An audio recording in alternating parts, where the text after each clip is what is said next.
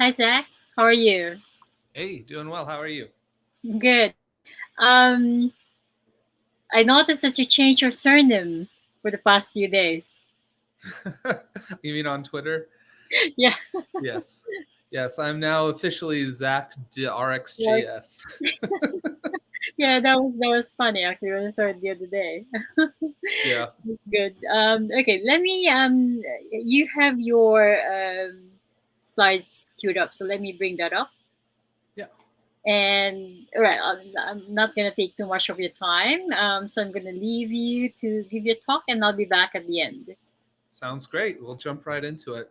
Hey, everyone. I'm Zack DeRose. I am a senior engineer at Narwhal. We make NX. And I'm also very interested in RxJS. So that's what we'll be talking about in this talk.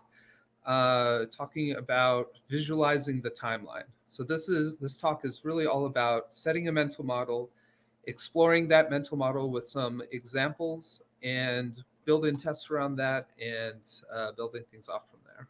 So before we get into RxJS, though, I want to talk about the Ford Model T, which is maybe a weird departure for what you might expect to see. But there's something I found out recently that I thought was super interesting, which was for the Model Ts. One thing Henry Ford was particularly proud of is the fact that if any two Model Fords anywhere in the country happened to cross each other, the drivers could get out, they could switch crankshafts, and they could get back in their cars, and they could just go. Which I think is interesting for kind of the way I think of RxJS, and the way I think a lot of the power of RxJS comes from, is being able to have these pieces, these modular pieces that you could switch in and out of different use cases, scenarios, even applications, and things just work. I think there's a lot of power there, and it kind of goes into this idea of knitted versus Lego castles, where if you think of like a knitted castle, like I've got on the screen here, if you can imagine, like maybe we wanted to add some windows to this bigger castle in the middle, or change the color of the tops here, it would actually take quite a bit of doing to like unknit all that stuff and find some new stuff and knit that on top. It would be a mess. Uh, in contrast, if you had a Lego castle, if you wanted to change the roof, as long as you had a different roof, you could pretty much just pop that off and put something new on. If you wanted new windows, you kind of just do the same thing. It's pretty easy to piece everything back together after you make alterations. And I think RxJS really leads into this kind of Lego approach as opposed to a knitted approach. And we'll get into that in a little bit. But let's start off by setting our mental model. So I often talk about observables as timelines. And what I often say actually is observables are like two-dimensional arrays, but they're not two-dimensional arrays the way we normally think of, where it's like nested arrays. So both dimensions being spatial. Observables, I think, are actually more like two-dimensional arrays where one dimension is spatial and the other dimension is temporal or time-based. So a timeline is pretty much this. There's some amount of time passes, and in along that passage of time, certain events get emitted. I think that's the best way to think about observables as we dive into ArcsJS. And the other big concept I want to talk about is operators, and this is where things get really interesting. I think at the end of the day, and this is actually what operators are, is functions that take an observable and then return a new observable. Or if you want to just think of it as a arrow function using the timeline analogy, it's this timeline returns a timeline, right? So yeah, this is a good mental model to keep in the back of our heads. It's the mental model I'm going to be trying to drive home with a lot of these examples as we go on. So let's start by getting into something solid. So creating an observable or a timeline. So if we talk about creating an observable or timeline from clicks, we can see here, click, click, click. that's kind of the timeline here, and the timeline we see on screen is actually like a visual representation of what that observable would be. And here we have the code that would take for us to create this observable using RxJS and the from event utility function. So let's jump into the code and type this out real quick. This is a stack blitz that if you see the code up here, you can go ahead and jump in if you want to follow along.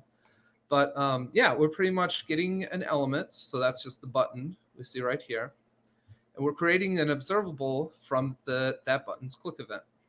And we're subscribing to it to console log. And you can see as I click the button here, we're console logging out those events. So like mission accomplished at this point. We've created the observable. We've done piece one. And as we can see, the callback we pass inside of our subscribe, this is super powerful because based off that event, we can subscribe to this and we can do any kinds of things we want in here.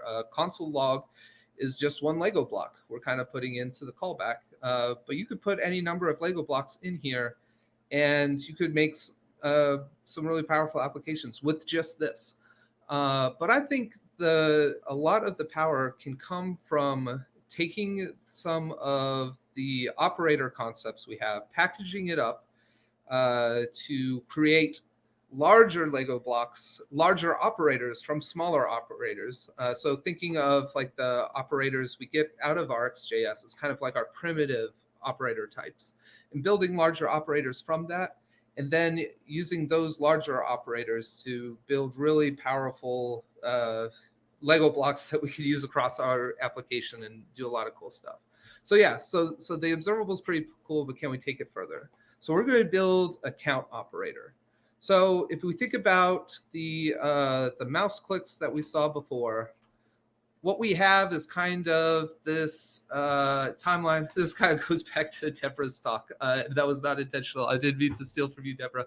But we have this kind of observable or this timeline at the top that shows us, this is just the same click observable we were just looking at. But what we want is actually a timeline that will tell us as we go over time, how many times has that button been clicked. So you can see we have this like observable of clicks that we don't really care what's in them. We actually want just an observable of a number that just tells us how many times the dang thing's been clicked. And we can see at the bottom here, we've written out some marble tests that pretty much mirror this, what we have and what we want. And see what we have, we see represented in ASCII art here. Each A is kind of one of these circles up top. And what we want is expressed by this ASCII art over here, where what we actually want is numbers 0 and then a 1 and then some time and then a 2 and then a 3. So marble tests are a great way of solidifying this mental model, I think, and giving you like a really accurate hold on what observables are actually doing. I think it's very easy sometimes to just like see pipes and think about operators and just be like, man, it's all flows, it's all a stream, it all works together. And things get really wishy-washy on the edges of that. And so I think marble diagrams in particular are really good ways of getting really solid and really pin down what's actually happening here. So anyways, we have sort of our tests. We'll come back to this and see this pass in a little bit. But we want to get from what we have to what we want. And so we're going to start using some of our primitives we get out of RxJS for this. So the first one we're going to use is scan. So scan takes it follows the reducer pattern. It takes this sort of reducer signature that we take in. It's going to take, and we're going to pass it this callback that will take whatever the previous value we had and add 1 to it. We're going to start with a 0. So you'll notice we don't actually have a 0 at the start, but we are starting from 0 in the sense that when we get our first emission, we don't have a previous thing yet in our accumulator. So we're going to throw a 0 into that and we'll get 1 the first time. Then we'll go on and 1 and 2. And we do want the 0 at the beginning. So we're going to add a start with 0 operator on top of that. Now, if you visualize this, you can visualize maybe here's a pipe that the scan and then the start with are being loaded into. And that's exactly what's happening. That's the mental model we're building, is with each one of those operators, you're actually taking the operator that came before it and creating a new operator, taking the operator that came before it and creating a new operator. So yeah, we can actually take those down. And we can see here, there's the count function that takes an observable and returns the new observable as a number.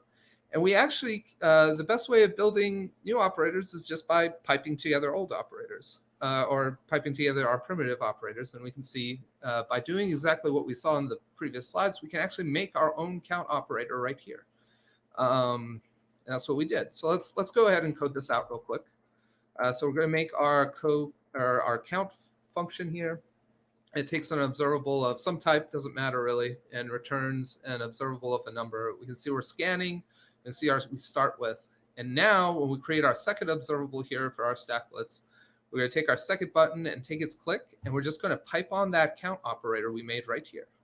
And now we can see by subscribing to our second observable and setting the text context to that X, we are actually creating we're actually taking the span that exists right here and updating it so that it's staying in sync with this observable we created.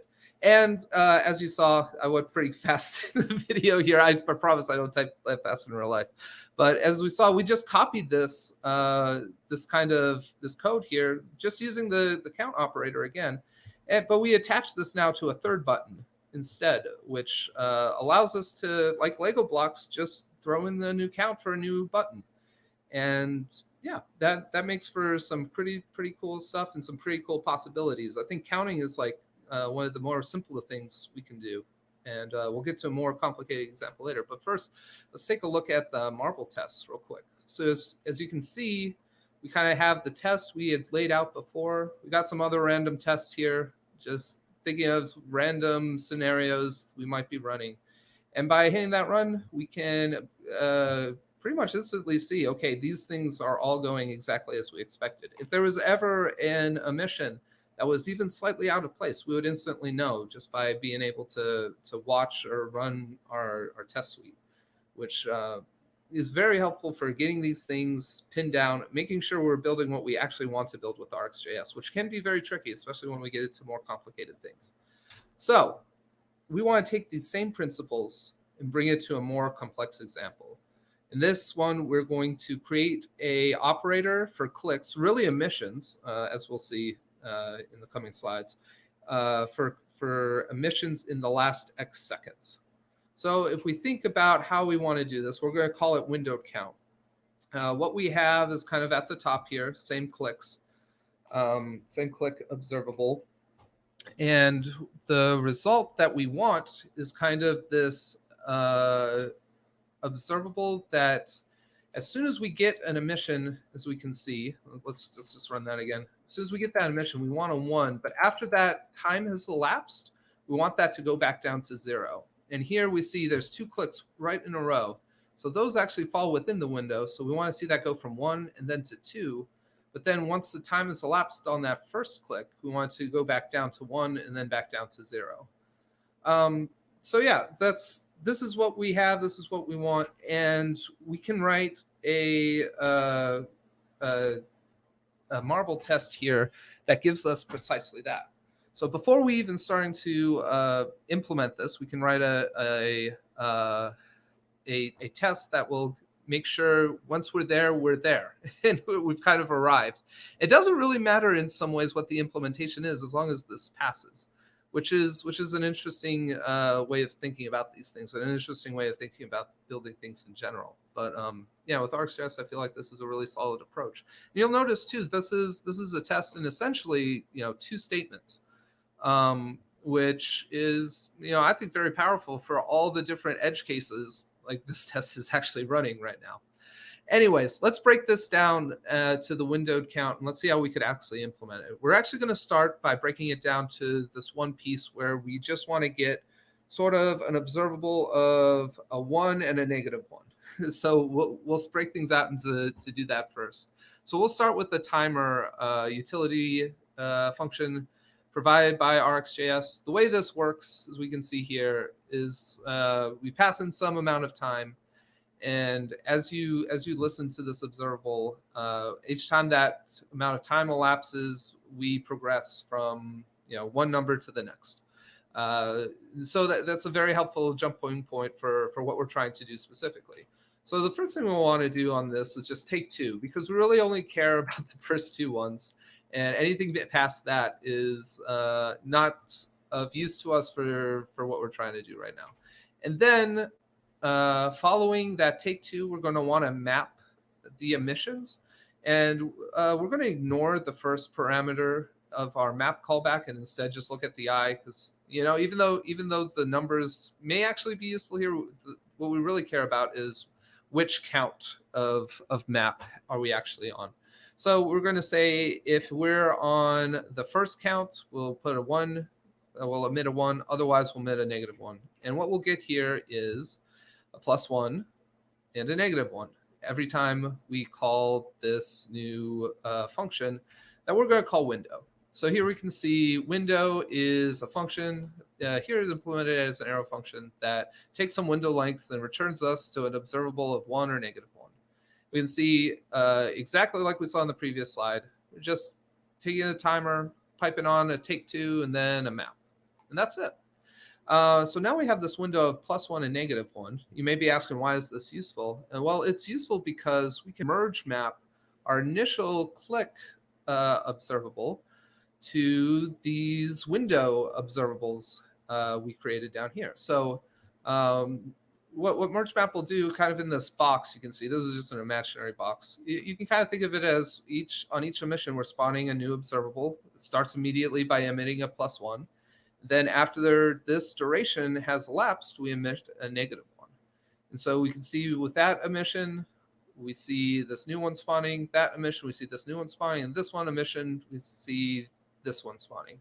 And then if you recall from Deborah's talk, we used merge in one of her examples. We're actually just going to take that and merge that down via the merge map into this one observable. And if you recall, like our initial example, this is pretty close. Like it should be, hopefully it's pretty obvious what we're going to do next, which is pretty much the same thing we did in count, because we've got most of the way there now. So this is great. So once we've got our merge map, we're going to put another scan on there, and this time we care about the previous value that was emitted from the scan and the new value coming in from our merge map.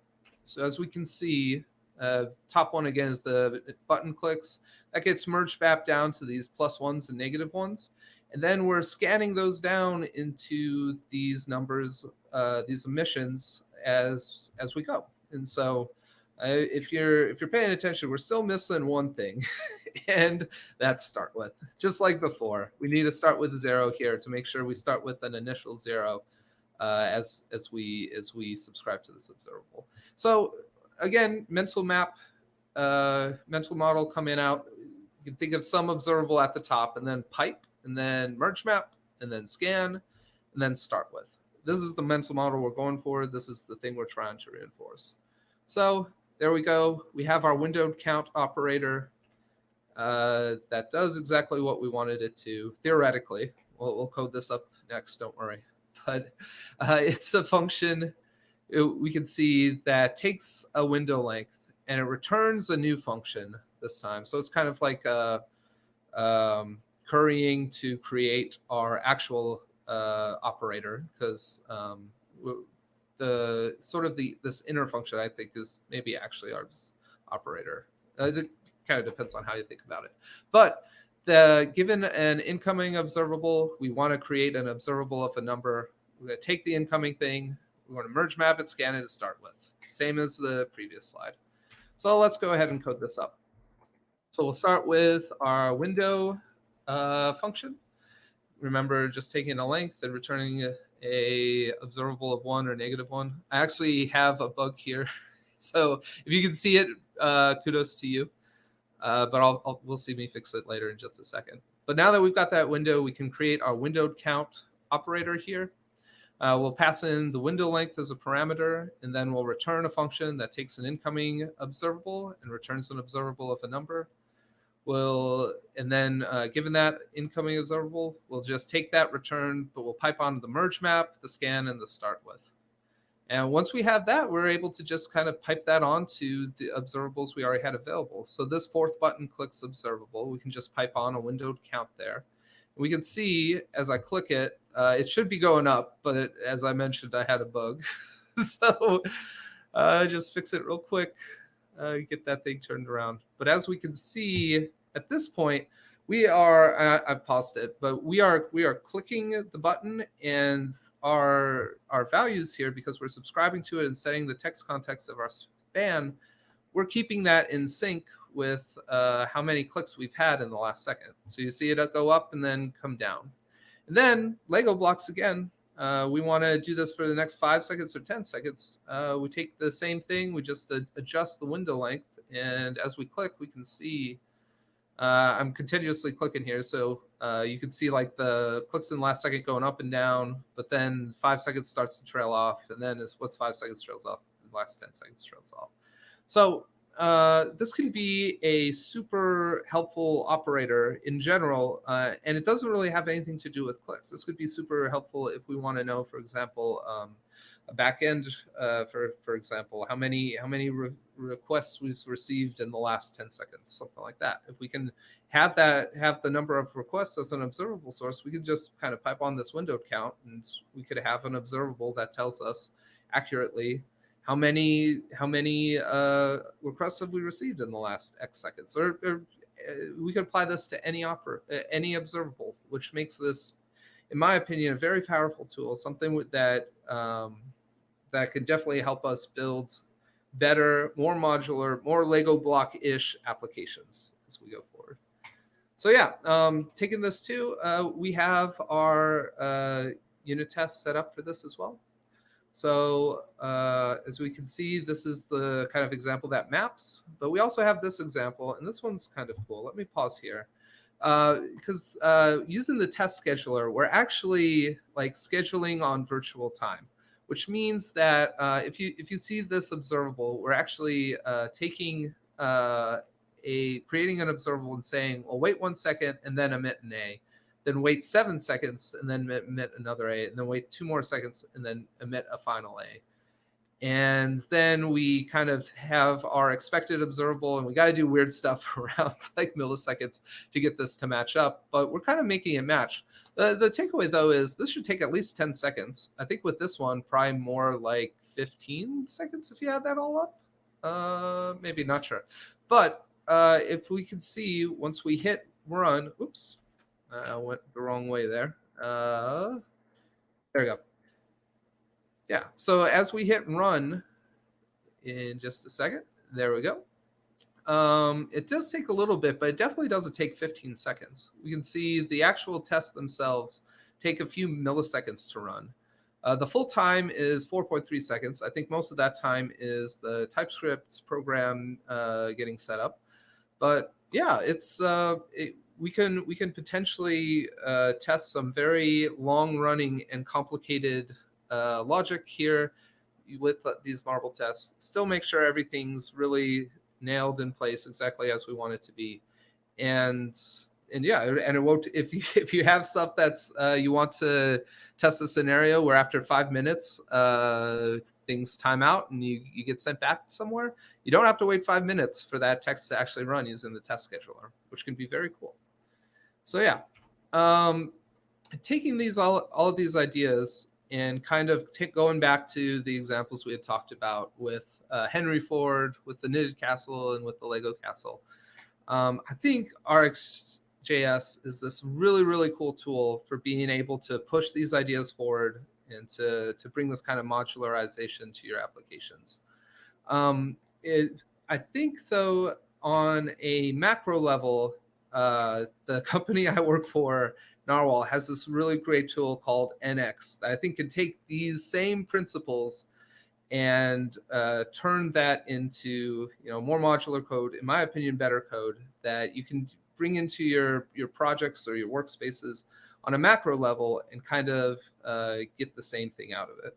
So if you recall how we went about picturing these things in RxJS, it was establish a mental model, visualize it, and then implement it, and then and then test it, and have your tools in place to make sure that everything is accurate, and verify that what you build is what you want it to build. In some ways, you're making sure, like Henry Ford did, that if these two cars came across each other, you could switch out their pieces. And yeah, I think at a macro level, this is what I really like about NX as well. And so yeah, I have here a dependency graph of an NX workspace. So this kind of folds in with visualizing a workspace the same way we would visualize observables and operators with RxJS. This depth graph is actually generated from source code, so you can tell based on your libraries or your projects which projects depend on each other. Which, when you're structuring an application, that can be very helpful, and it can NX by its tool sets makes things, in my opinion, much easier to structure things in such a way that you can actually test by if your Lego pieces will work in one application or in another application, and you can interuse them equally. And I think there's a lot of power in that and a lot of promise there as well. So to give you some information on NX, if you're not familiar with the topic yet, NX is a sort of a toolbox solution for monorepos or just projects in general. We have support for Angular, plain old JavaScript, React, Node. There's also some community plugins out there for Vue, and even some non-JavaScript language things like Go and Python. But a lot of the power that comes from NX being a toolbox is you can set yourself up immediately configured with TypeScript, with Storybook, with Jest, with Cypress. All these things are supported first party by our toolset. And it makes things really easy to, for example, set up Storybook with a scenario where you're loading one module and then another module, making sure things work still. And there's just a lot of ease that comes with being able to have Cypress automatically configured for you, or just spinning up a workspace and being able to run Jest tests immediately, as we saw in this example previously. So yeah, if the talk about Henry Ford and knit castles and Lego castles is resonating with you, I highly recommend you check out NX as a way of bringing that same kind of interesting stuff we do at a micro level with RxJS to your whole workspace at a macro level with NX. So yeah, and just wanted to give a huge thank you as well to all of the people at RxJS. So Ben, Jan Nicholas, and Nicholas Jameson, and everyone there on the core team who's put a lot of time into this. Personally, I've gotten a lot out of RxJS, and I feel like I don't contribute back enough, but I'm super grateful for all the work and time that y'all have put into this. And it really shows, especially with the upgrades going to 7. So huge props to y'all on that. And thank you so much for the work you do for me and for the entire community. And yeah, that's the talk. First, if you want to follow me, here's my Twitter handle. And if you're interested in NX, based on what we had talked about, you can make sure to check out our NX site, which has our docs and our API, as well as some tutorials and getting started videos on how you can get started in your company or in your projects using NX. And we also do office hours every other week, and you can get all the updates for this and all of our events by following our Twitter here at NX Dev Tools. So yeah, that's it for my talk, and thanks for coming by, and thanks for supporting RxJS.